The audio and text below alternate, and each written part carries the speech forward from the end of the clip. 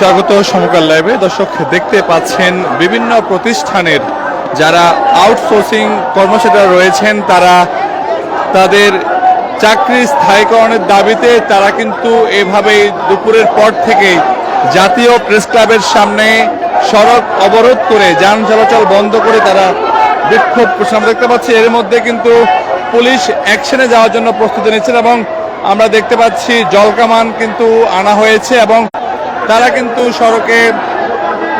কেউ সড়কে বসে কিংবা কেউ শুয়ে পড়ছেন। অপরদিকে পুলিশ বেশ সতর্ক অবস্থানে রয়েছেন।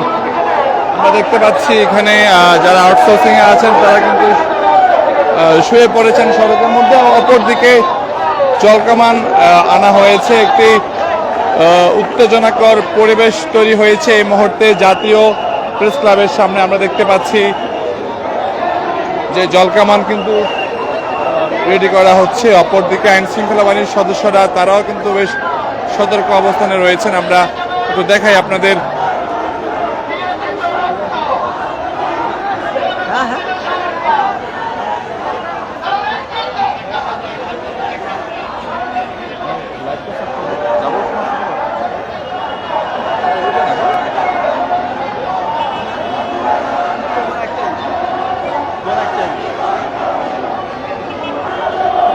দর্শক দেখতে পাচ্ছেন যে একদিকে যারা আন্দোলনকারীরা রয়েছেন অর্থাৎ আউটসোর্সিং এর কর্মচারী যারা রয়েছেন তারা সড়কে বসে শুয়ে তারা তাদের বিক্ষোভ করছেন। অপরদিকে আইন শৃঙ্খলা বাহিনীর সদস্যরা তারাও বেশ সতর্ক অবস্থানে রয়েছেন এবং এরই মধ্যে জলকামান আনা হয়েছে এবং জলকামানও কিন্তু প্রস্তুত রাখা হয়েছে।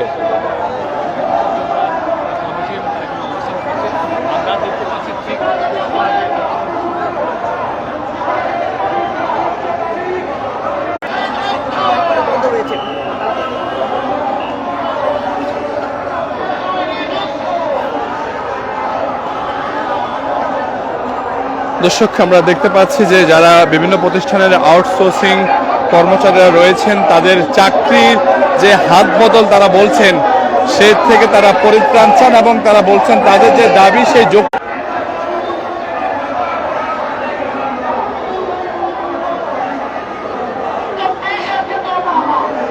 দর্শক দেখতে পাচ্ছেন আইন শৃঙ্খলা বাহিনীর সদস্যরা বেশ সতর্ক রয়েছেন।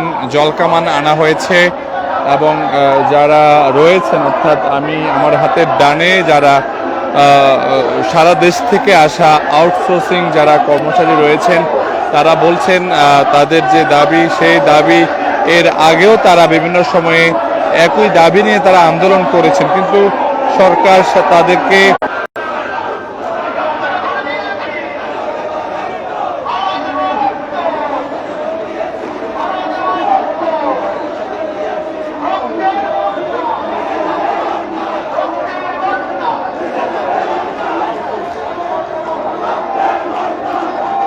দর্শক আমরা দেখতে পাচ্ছি আইন শৃঙ্খলা বাহিনীর সদস্যরা তারা বেশ সতর্ক অবস্থানে রয়েছেন এবং কিছুক্ষণ আগে কিন্তু এখানে জলকামান আনা হয়েছে, যদিও সেই জলকামান আগ থেকে ছিল না।